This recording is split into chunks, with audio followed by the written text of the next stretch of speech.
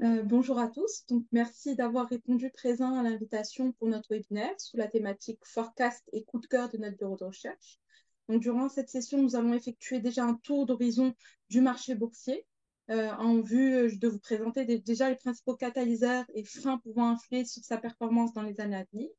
Puis, nous allons effectuer des réalisations, un état des lieux des réalisations annuelles 2023 des sociétés cotées et finalement vous présenter nos nouvelles prévisions pour 2024-2025. Enfin, nous clôturons ce webinaire pour les valeurs coup de cœur de notre bureau de recherche. Donc, sans plus tarder, je vais déjà donner la parole à Khadija. Merci Dounia. Alors justement, avant de rentrer dans le vif du sujet et vous présenter notre forecast pour les années 2024 et 2025, nous allons passer en revue rapidement les principaux catalyseurs du marché action pour l'année en cours. Alors comme vous le savez, en termes d'économie, la campagne agricole a connu un mauvais démarrage qui a poussé le gouvernement et la Banque centrale à revoir à la baisse et de façon significative leurs prévisions de croissance, donc à 3,4% et à 2,1% en 2024 contre 3,7% et 3,2% précédemment et 2,6% pour le scénario central de BKGR. Alors, ce qu'il faut savoir, c'est que cette revue à la baisse, elle intègre deux principaux éléments. Donc, d'un côté, on a une contraction de la valeur ajoutée agricole de près de 6%, sous l'hypothèse d'une récolte céréalière qui se limite à 27 millions de quintaux, contre 55 une année auparavant, en raison justement de la persistance de la sécheresse qui a affecté la superficie emblavée des céréales. Et d'un autre côté, on a une amélioration de la valeur ajoutée des activités non agricoles qui reflète en particulier la dynamique qui est attendue aujourd'hui de l'investissement en lien avec plusieurs chantiers qui ont été engagés et d'autres qui sont prévus, notamment dans le sillage de l'annonce de l'octroi de la Cannes 2025 et de la Coupe du Monde 2030, mais aussi des différents programmes de soutien qui ont été lancés par les autorités publiques. Donc ça, c'est pour la partie économie. En termes de capacité bénéficiaire des sociétés cotées, on table sur une hausse de près de 13% du RNPG de notre scope en 2024, suivi d'une consolidation de cette tendance haussière en 2025 avec une progression de près de 8%. Alors, ce qu'il faut savoir, c'est que l'année 2023 a été impactée par différents éléments exceptionnels. Donc, si on retraite de ces éléments qui sont la provision WANA qui a été constatée par Maroc Télécom en 2023 et les contributions au fonds 126, on serait sur une hausse de près de 7% du RNPG en 2024. Donc, je ne vais pas vraiment m'attarder sur ce point parce qu'effectivement, on va le voir plus en détail au cours de la présentation. Alors, par rapport au marché financier, la bourse de Casablanca présente un niveau de valorisation qui est très intéressant de 18,9 fois en 2024. Donc, c'est un niveau qui est inférieur à celui des 5 dernières années. Par contre, ce qu'il faut noter, c'est que le potentiel de hausse du marché action s'avère être moins important aujourd'hui qu'en début d'année, puisqu'effectivement, il est déjà parvenu à afficher une performance remarquable de près de 10% à l'issue des 4 premiers mois de 2024. Par rapport à l'arbitrage action-obligation, donc il devrait toujours se faire en faveur du marché obligataire en raison d'un niveau de dividend yield qui est de 3,3% en 2024 contre 3,74% pour les BDT 10 ans, même si effectivement on est sur un spread qui est en train de se réduire de façon progressive. Alors, je vous propose de passer en revue rapidement les réalisations des sociétés cotées en 2023, qui font d'ailleurs ressortir un chiffre d'affaires en amélioration de près de 4% à 298 milliards de dirhams. Donc, c'est une hausse qui est principalement redevable à la bonne orientation du PNBD financière, qui ont justement profité de l'impact positif de l'augmentation du taux directeur sur la marge d'intérêt, mais aussi du redressement du résultat sur opération de marché. Pour ce qui est des industries, on est sur une hausse qui est quand même assez limitée de 1,4% à 192 milliards de dirhams. Et c'est une hausse qui intègre des performances commerciales qui sont très disparates. Donc, d'une part, on a des valeurs qui ont très bien performé à l'image de TGCC, la Bellevie et l'Actital. Et d'autre part, on a des sociétés qui ont été fortement impactées par des facteurs exogènes défavorables comme Total ou Manager. Donc, quand on analyse le breakdown de l'évolution de la capacité bénéficiaire en 2023, comme vous pouvez le voir sur le graphe, on constate que le plus gros de la contribution positive provient des banques, donc avec un bon comportement du PNB qui a justement pu compenser la forte hausse constatée en termes de coût du risque. On a également les télécoms qui contribuent de façon importante à cette amélioration, donc avec la non-récurrence de la provision sur l'amende ANRT en 2022.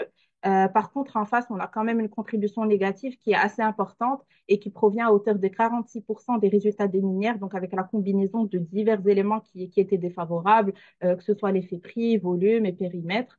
On a aussi le secteur gaz qui s'est mal comporté, donc avec un effet prix négatif qui a impacté l'ensemble des opérateurs, une contraction de la demande, mais aussi le décaissement de l'amende dans le cadre de l'accord qui a été conclu avec le Conseil de la concurrence pour Total et qu'on estime à près de 270 millions de dirhams. En termes de taux de réalisation, alors la capacité bénéficiaire en 2023 de notre scope 40 de valeur, qui représente d'ailleurs près de 89% de la CAPI, ressort globalement en ligne avec nos prévisions pour l'ensemble de l'année. Donc, dans le détail, pour les financières, on est sur un RNPG qui est parfaitement en ligne avec nos prévisions, avec un taux de réalisation de 100%. Pour les assurances, on est sur un taux de réalisation qui dépasse légèrement nos attentes avec un taux de près de 103%. Et sinon, pour les industries, on est sur un taux de réalisation de 97%. Alors, je vous propose d'enchaîner avec notre forecast. Donc, pour l'année 2024, on table sur une amélioration de près de 13% de la capacité bénéficiaire, comme je l'ai dit tout à l'heure, à 33 milliards de dirhams. Alors, c'est une hausse qui va être portée principalement par les banques, avec un bon comportement du PNB, mais aussi la non-récurrence des charges exceptionnelles qui ont été constatées en 2023. Donc, on a eu les dons au fonds 126 pour près de 700 millions de dirhams en brut, mais il y a eu aussi pas mal de contrôles fiscaux, donc pour BMCI et CDM, pour à peu près 200 millions de dirhams selon nos calculs, ce qui permet justement de compenser la légère hausse qu'on attend en termes de coût du risque et qui doit accompagner la croissance de l'encours de crédit, mais aussi couvrir une éventuelle dégradation de la sinistralité au Maroc qui s'explique par les retombées négatives des crédits oxygène et relance qu'on constate apparemment aujourd'hui d'après le secteur, mais aussi la dégradation de la notation de certains pays d'implantation pour les acteurs qui disposent de filiales en Afrique. Par contre, ce qu'il faut noter, c'est que cette augmentation prévue des dotations peut quand même être compensée par d'éventuelles reprises qui peuvent émaner de la politique de provisionnement prudente et prospective qui a été adoptée par le secteur en 2023 et en 2022 également. Alors, on a aussi les télécoms qui contribuent de façon importante à la hausse attendue du RNPG avec la non-récurrence du don au Fonds spécial de gestion des effets du séisme et de la provision aussi WANA qui s'est faite pour 500 millions de dirhams. Et au final, on a aussi les BTP qui ont une contribution assez importante avec l'effet combiné de l'optimisation des coûts de production et de la reprise de la dynamique du secteur de la construction qui est attendue dès 2024. Donc ça, c'est pour l'année en cours. Pour l'année 2025, on s'attend à une hausse de près de 8% de la capacité bénéficiaire à 36 milliards de dirhams.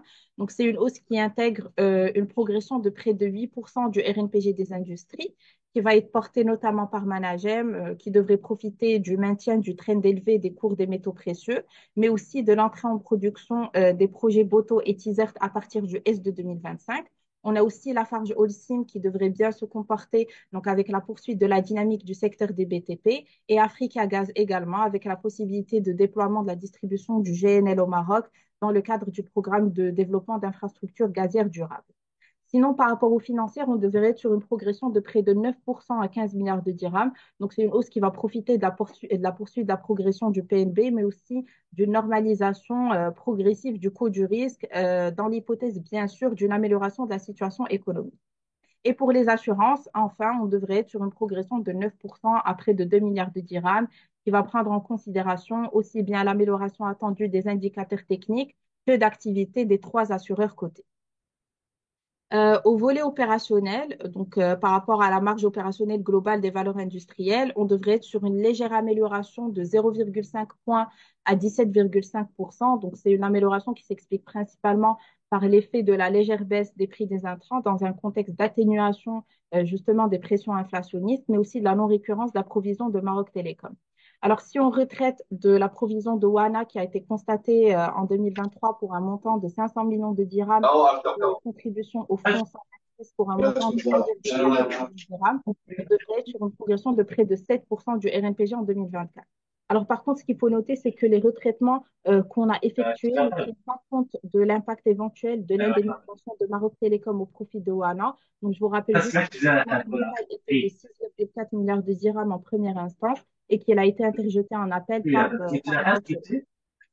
En termes de valorisation et compte tenu justement de l'évolution favorable de la capacité bénéficiaire, mais aussi de celle des cours boursiers, notre scope devrait traiter à des niveaux de PE de 18,9 fois en 2024 et de 17,5 fois en 2025. Donc, c'est vrai que c'est des niveaux qui restent quand même assez élevés, mais c'est des niveaux qui sont inférieurs à ceux des 5 dernières années.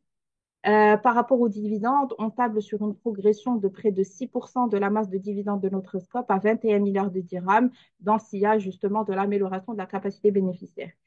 Par contre, quand on prend en compte la progression de la capitalisation boursière qui a été plus importante que celle des dividendes dans un contexte de marché qui est quand même assez bullish, le dividend yield 2024 ressort en baisse à 3,3%. Et puisqu'il est toujours inférieur au rendement des BDT qui est de 3,74%, l'arbitrage reste quand même en faveur du marché obligataire, même si le spread continue de se réduire. Donc, je vous rappelle juste qu'on était sur un spread de près de 143 points de base en mars 2023 et qu'aujourd'hui, on a à peu près 38 points de base. Sinon, pour l'année 2025 et hors distribution exceptionnelle, on devrait être sur une progression de l'enveloppe globale de dividendes de près de 2% à 21 milliards de dirhams pour un dividend yield de 3,4%. Donc voilà, c'est tout pour la partie forecast. Nous vous proposons également une sélection de trois valeurs coup de cœur de notre bureau de recherche BKGR. Donc il s'agit de Marsa Maroc, La Belle Vie et la Farjoud Sim qui disposent, selon nous, d'un potentiel de croissance qui est encore important.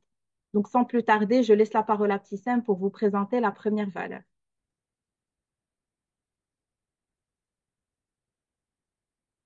Merci Khadija, bonjour à tous. Donc notre premier coup de cœur pour ce webinaire, c'est justement Martin Maroc. Donc c'est une valeur qu'on a assez souvent recommandée et pour laquelle nous maintenons encore une fois tout autant d'intérêt. Notre opinion est réconfortée par plusieurs drivers, notamment l'activité transbordement, qui a porté la dynamique ces dernières années et qui promet toujours de bonnes perspectives de croissance pour les années à venir. Donc, je rappelle que Tanger Alliance a déjà atteint en 2023 la capacité de 1,5 million de VP, qui était initialement prévue pour 2025. Et pour l'année en cours, on prévoit une capacité projetée aux alentours de 1,7 million de VP. Donc, l'activité devrait profiter à moyen terme du futur partenariat entre les géants Maersk et Hapag-Lloyd prévu en début 2025. Donc, à travers cette collaboration, les deux opérateurs devraient capitaliser sur quelques hubs de transbordement où ils disposent de leurs propres terminaux pour l'escale de navires desservant des lignes intercontinentales opérées en partenariat. Et donc, le port de Tanger-Med serait, on va dire, privilégié par ce rapprochement. Alors, Martin Maroc devrait également profiter à moyen terme de la mise en service du port de Nador Westmed qui est prévu pour fin 2024. Et ce, bien sûr, en cas d'obtention de concession sur ce projet qui aurait déjà atteint un taux d'avancement de 96%. Donc, le port serait destiné notamment au transbordement des conteneurs et des produits énergétiques. Il devrait démarrer avec une capacité de près de 3,5 millions de VP et 25 millions de tonnes d'hydrocarbures pour atteindre à terme une capacité de près de 15 millions de VP et 55 millions de tonnes d'hydrocarbures. À plus long terme, le port de Darla Atlantique, prévu à horizon 2029, devrait offrir de nouveaux relais de croissance au secteur portuaire avec un trafic annuel prévisionnel de 35 millions de tonnes, ce qui devrait permettre le traitement de 5 millions de tonnes de vrac liquide, 25 millions de tonnes de marchandises et de vrac solides et 1 million de conteneurs. Alors pour l'année 2024, les perspectives sont globalement favorables pour l'ensemble des segments d'activité. Le trafic conteneurisé devrait enregistrer une hausse prévisionnée de 10%, tirée notamment par la croissance soutenue du transbordement. Le segment des vracs solides devrait connaître une amélioration de 9%, portée par les exportations de clinker, des aliments de bétail et du feldspath, et les importations de céréales. Pour le segment des vracs liquides, on tape sur une légère amélioration aux alentours de 2%, et ce après une année 2023 qui a été pénalisée par une baisse des importations de fuel. Enfin, et toujours au volet des points forts, je souhaiterais rappeler la solidité de la performance financière de la société qui se traduit par une bonne progression de l'EBITDA, des marges EBE robustes, une structure bilancielle saine avec un endettement net en allègement de 93% à 24 millions de dirhams et un gearing confortable de seulement 0,8% contre à peu près 12% l'année précédente. Passons maintenant aux indicateurs financiers et boursiers.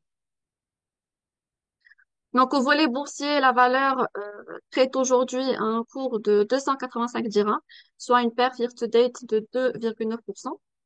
Son PER, selon nos prévisions et sur la base du cours actuel, devrait s'établir à 22 fois en 2024 et à 20 fois en 2025, contre un PE de 23,9 fois en 2023 et un max historique de 47,6 fois au cours des 10 dernières années.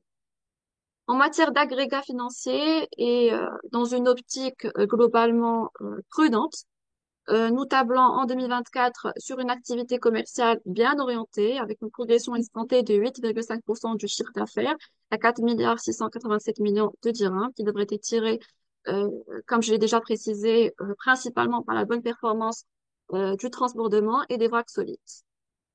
En termes de capacité bénéficiaire, l'opérateur devrait enregistrer une hausse de près de 12% sous l'effet de la bonne tenue de l'activité commerciale et aussi de la non-récurrence du don au fonds séisme de 100 millions de dirhams. Pour l'année 2025, nous tablons sur une croissance d'à peu près 7% des revenus, sous l'effet principalement de la poursuite de la bonne tenue de l'activité transbordement et d'un affermissement attendu du commerce extérieur. Alors, je propose de passer à la slide suivante. Donc, pour la valorisation de Marsa, nous nous sommes basés sur la méthode DCF et avons retenu comme hypothèse une prime de risque de 8,2%, un taux sans risque de 3,7%, un TCAM chiffre d'affaires de 5,2% pour les 10 prochaines années. Donc, au volet des investissements, le groupe devrait mobiliser sur les 5 prochaines années, euh, c'est-à-dire entre 2024 et 2028, une enveloppe budgétaire de 2,4 milliards de dirhams, portant sur des investissements dans les équipements de manutention. Donc, sur la seule année 2024, l'opérateur devrait entamer 2 projets d'infrastructure visant à renforcer la compétitivité de ses installations portuaires pour des CAPEX qui sont estimés à peu près 650 millions de dirhams, dont 400 millions seraient alloués au port de Casablanca et 250 à celui de Jorge-Lasfar. Alors, ce qu'il faut noter, c'est que notre valorisation ne tient pas compte du potentiel de la nouvelle infrastructure portuaire de Nado West Med. Donc, on attend d'avoir une confirmation par l'opérateur euh, par rapport à un éventuel positionnement sur ce projet. Donc, en attendant, nous avons quand même fait une simulation l'impact de Nado West Med sur notre valorisation. Si on tient compte d'une enveloppe budgétaire de près de 1 milliard de dirhams et des flux additionnels estimés à 1,25 milliard de dirhams en année terminale, notre cours cible ressortirait à 360 dirhams avec un TCAM chiffre d'affaires de 7,1% pour les 10 prochaines années.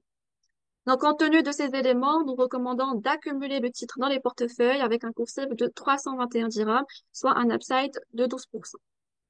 Ça sera tout pour Marsa Maroc. Je donne maintenant la parole à Wim. Merci beaucoup, petit Sam. Bonjour à tous. Alors, on enchaîne cette fois-ci cap sur le secteur cimentier avec la Farge Maroc, dont les perspectives de croissance semblent positives et favorables, et ce, en raison de différents facteurs sectoriels qui sont positifs aussi et que je vais tenter de vous expliciter par la suite. Donc, tout d'abord, comme vous le savez, comme vous pouvez le voir, sur le marché marocain, la Farge a une position qui est dominante, avec une part de marché qui est estimée à près de 55% et une forte présence dans le royaume sur les régions nord, centre, sud et est du pays, et ce qui représenterait plus de 65% de la consommation nationale en ciment. À fin 2023, pour rappel, le cimentier a pu réaliser des performances commerciales qui sont très bien orientées, profitant de 2 facteurs. Alors, d'une part, la hausse des ventes de clinker à l'export, mais aussi la reprise de l'activité sur le marché domestique. Et dans ce sillage, d'ailleurs, pour rappel, les écoulements de ciment se sont améliorés d'environ 19% à 1,12 million de tonnes au terme du mois de décembre de l'année 2023, et c'est redevable majoritairement à l'augmentation du canal ou du segment infrastructure d'à peu près 63%. Au volet opérationnel, cette fois-ci, toujours avec la Farge, la dynamique s'est confirmée avec un résultat d'exploitation qui est ressorti en hausse de 10% à 2 978 millions de dirhams. Et c'est sous l'effet combiné d'une part, la hausse du chiffre d'affaires, mais aussi l'optimisation des coûts de production du cimentier.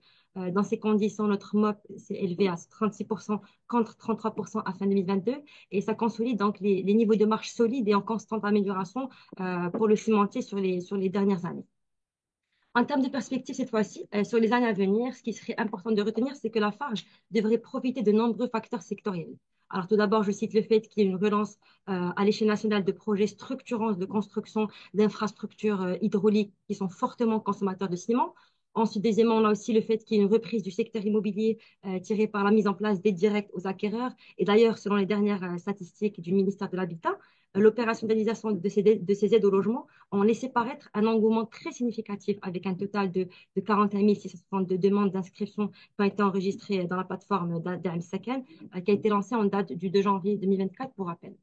Troisième facteur important à retenir en termes de perspective, c'est l'augmentation significative des infrastructures sportives, hôtelières, aéroportuaires, portuaires et routières, et ce dans le cadre en fait de, à plus long terme, l'organisation de la CAN en 2025 et la co-organisation de la Coupe du Monde en 2030. D'ailleurs, ça serait important de noter le fait que les premiers lots de travaux de mise à niveau des stades d'Agadir, de Marrakech ou encore de Fès ont d'ores et déjà été budgétisés pour un total de 9,5 milliards de dirhams, et ce sur un montant global de 20 milliards de dirhams à terme qui a été défini.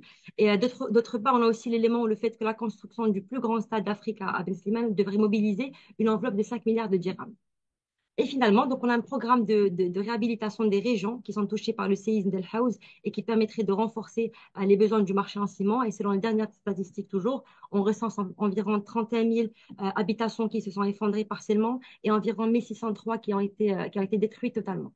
Alors, sur un autre registre, toujours avec Lafarge où le cimentier devrait capitaliser sur le fait qu'il ait de nouveaux paliers de développement, comme vous pouvez le voir sur la slide, et c'est principalement deux. Tout d'abord, on a le lancement qui a été annoncé en septembre de l'année 2023 de sa nouvelle unité de valorisation des combustibles et des matières premières dérivées des déchets au sein de l'usine de Taloudens, et ce qui devrait en fait permettre aux cimentiers de générer plus de 20 000 tonnes de combustible solide de récupération par an. Et on a aussi deuxième élément, deuxième facteur à garder en tête, ben, le déploiement de sa nouvelle stratégie de développement de solutions à Oujda pour une construction plus durable avec la présentation de son nouveau produit conçu pour la fabrication du béton sur chantier, un produit qui fait partie d'une large gamme de produits EcoPlanet blindé et qui détiendrait en fait une empreinte carbone réduite à peu près 30% par rapport à un ciment standard. Alors, on passe à la seconde slide cette fois-ci pour aborder beaucoup plus le volet boursier. Donc, il faut savoir que la valeur aujourd'hui, elle traite à un cours de 2020 dirhams en date du 20 mai 2024. En termes de prévisions chiffrées, le cimentier devrait enregistrer en 2024, toujours selon nos estimations en chiffre d'affaires, qui serait en hausse de 6% à 9 287 millions de dirhams. Et ça intégrerait en fait principalement la reprise de la dynamique de l'ensemble des activités du secteur des BTP à l'échelle nationale, mais aussi la hausse des ventes de clinker à l'export. Par rapport au RNPG, cette fois-ci, on table sur une hausse de 23%, comme vous pouvez le voir, à 1910 millions de dirhams, ce qui fixerait la marge nette à 21% contre 18% une année auparavant, l'année dernière. Donc, dernière slide par rapport à la Farshol Sim, cette fois-ci pour la valorisation, on s'est basé sur la DCF, on a retenu les mêmes hypothèses figurantes sur la slide et qui ont été présentées par mes collègues auparavant. En termes de warning, ce qu'il faudrait garder en tête, c'est qu'on n'écarte pas la corrélation significative avec le secteur immobilier qui draine en fait les écoulements de ciment à hauteur de 70% ou à plus de 70%. On a aussi le fait qu'il y ait une hausse probable des coûts opérationnels, je cite là le petcoke ou encore le fret. On a aussi la forte dépendance au marché local et la faible compétitivité à l'export ou encore à garder en tête l'utilisation de près de 55% de la capacité installée de la Farge pour une capacité de production qui est déjà conséquente avec l'ouverture de son usine à Agadir. Voilà, compte tenu de tous ces éléments, on aboutit à un cours cible de 2426 dirhams, soit un upside d'environ 20% par rapport au cours actuel, ce qui induirait un PE en 2024 de 24,8 et en 2025 de 22,3, d'où notre recommandation d'acheter ce titre. C'est tout par rapport à la Farge. Je redonne la parole à Abtissem.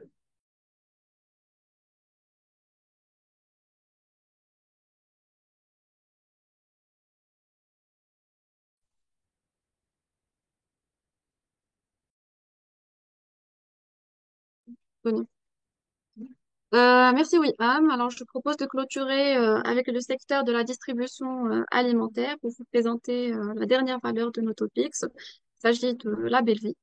Déjà engagé dans une stratégie de croissance organique ambitieuse ces dernières années, avec 19 ouvertures en 2022 et 24 en 2023, le groupe devrait accélérer ce plan d'expansion en 2024 tout en privilégiant la proximité client. À partir de magasins, les ouvertures devraient atteindre, selon le management, 5 Atacadar, un hypermarché, 20 Carrefour Market, 10 Carrefour Express et 20 Supeco. Donc, il est clair que l'opérateur compte se positionner et pour de bon cette fois-ci dans le discount de proximité avec l'enseigne Supeco qui a été déployée en 2023 après 5 années de test. Il s'agit d'un format supérette avec des magasins d'une superficie inférieure à 200 mètres carrés, avec un pricing de discounter et des offres misettes hebdomadaires sur des produits non alimentaires, un peu comme le modèle Bill. Donc la Belleville a comme ambition d'ouvrir 409 magasins Supeco dans un horizon de 5 ans avec un chiffre d'affaires cible de 2,5 milliards de dirhams. Notons également la montée en puissance de l'e-commerce. Donc, l'opérateur euh, continue de renforcer ce canal avec une hausse de 32% des transactions enregistrées à 840 000 commandes en 2023 et un chiffre d'affaires qui a augmenté de 55% à 152 millions de dirhams. Donc la Belgique devrait à ce titre se concentrer sur l'élargissement de l'offre disponible sur la plateforme Bringo et aussi sur l'extension vers de nouvelles villes, sachant que l'application couvre déjà une vingtaine.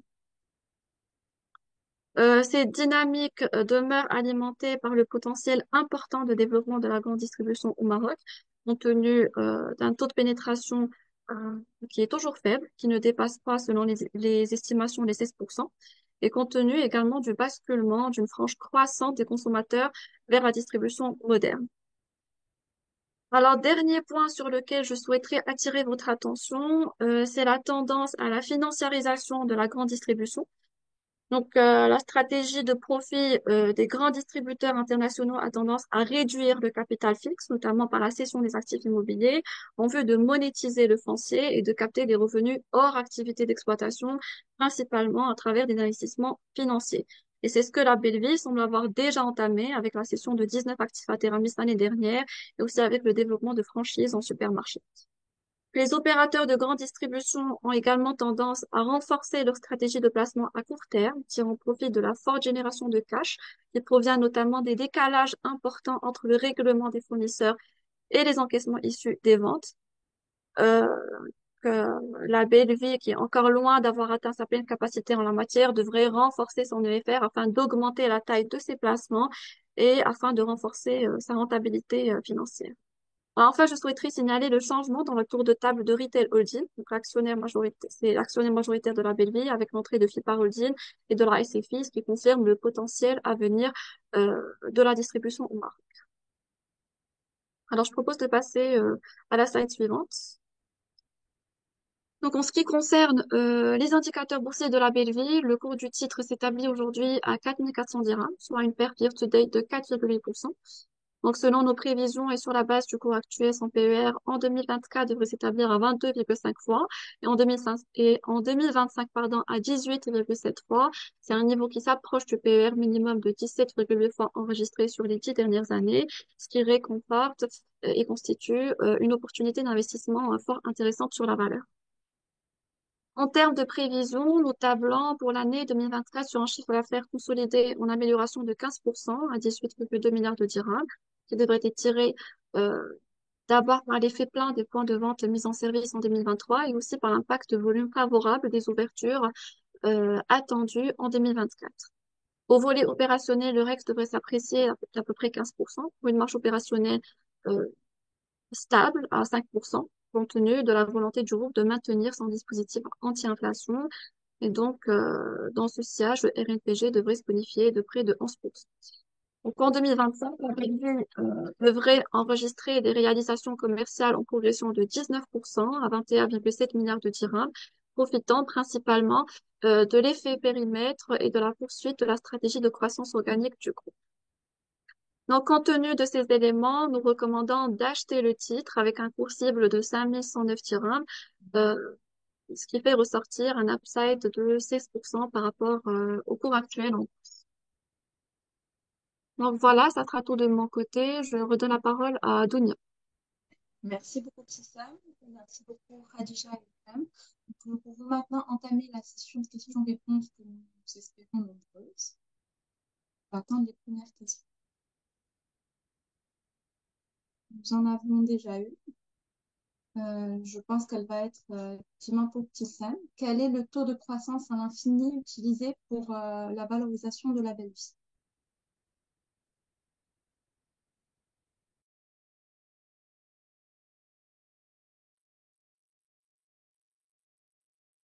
Alors, c'est une question qui revient assez souvent pour nos valorisations.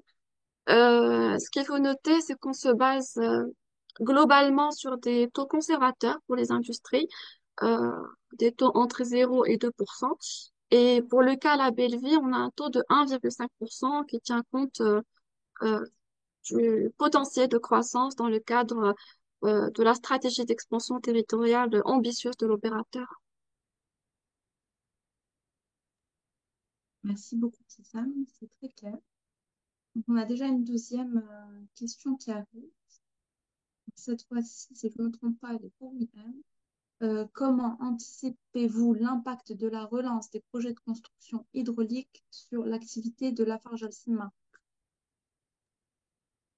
Très bien, merci Dunia. Alors, je vois votre question et votre point.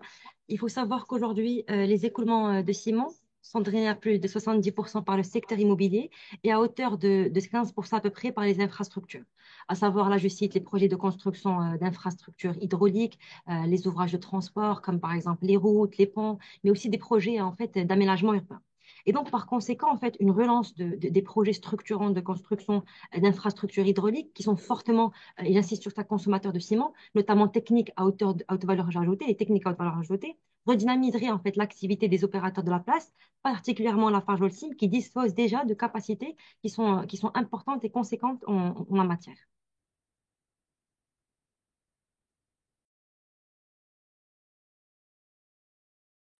Merci beaucoup, William. Donc, on passe déjà à la troisième question. Alors, cette fois-ci, c'est pour Khadija. Donc, quelles sont vos anticipations par rapport à l'évolution du taux directeur en 2024? Alors, par rapport à l'évolution du taux directeur, donc nous, on anticipe une stabilité pour le moment en raison de certains facteurs qui pourraient justement attiser, on va dire, les pressions inflationnistes, comme le début de la décompensation du gaz butane. Par contre, ce qu'il faut savoir, c'est que si l'économie marocaine réagit bien à cette contrainte, ben, Banque el Maghreb pourrait enclencher un mouvement baissier à partir de la fin de l'année, à l'instar des principales banques centrales. Donc voilà. Merci beaucoup, Khadija. Donc, on passe à la question suivante. C'est encore pour Petit Sam. Cette fois-ci, c'est par rapport à Marsa. Donc, le démarrage de Nador Westmed, est-ce que à fin 2024, est-ce que c'est une confirmation ou une conjecture?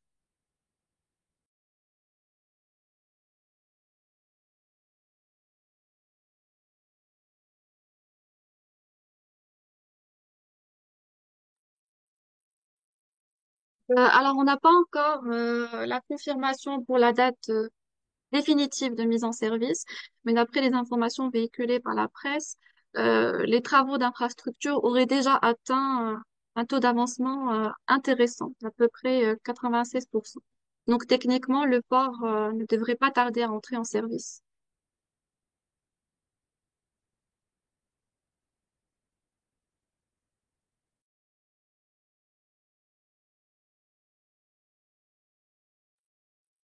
Alors, j'ai une autre question.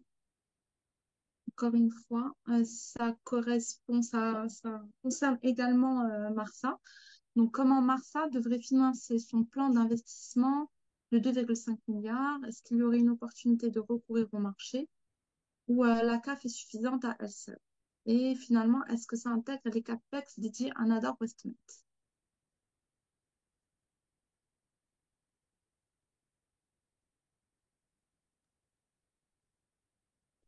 Alors, le montant de 2,5 milliards annoncé, c'est hors Nador Westmed, mais ça devrait porter principalement sur des travaux de rajeunissement et d'amélioration des équipements des ports existants. Côté financement, alors une partie serait effectivement financée par fonds propres et pour le reste, ça va être probablement de la dette bancaire puisque l'opérateur a une situation d'endettement très confortable. Et pour Nador Westmed, ben, tout dépendra de la taille du projet et de la nature de l'application de Marcel.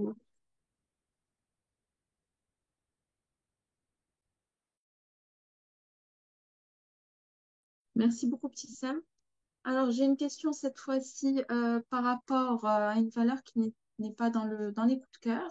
C'est relative à Africa Gaz, l'impact de la décompensation sur la valorisation de Africa Gaz. Donc, je vais donner la parole à notre spécialiste du secteur, à savoir Lamia Jboul, qui va se faire un plaisir de répondre à cette question. Merci Dunia. Donc, on vous remercie déjà pour la question. Certes, le projet de décompensation, c'est le sujet d'actualité puisque effectivement, hier, le gouvernement a décidé d'activer le programme de décompensation partielle, donc qui commence par une première augmentation de 10%, de 10 dirhams, pardon, sur la bouteille des 12 kilos du gaz butane. Donc, c'est une décompensation progressive qui va s'allonger sur les 2, 3 prochaines années, donc avec une augmentation de 10 dirhams graduelle qui est prévu dans la loi de finances 2024. Donc, comme vous le savez, cette décompensation, elle devrait peut-être avoir un impact minime sur la valeur, certes sur les deux ou Oui, les 2, 3 prochaines années. ça dépend. Ça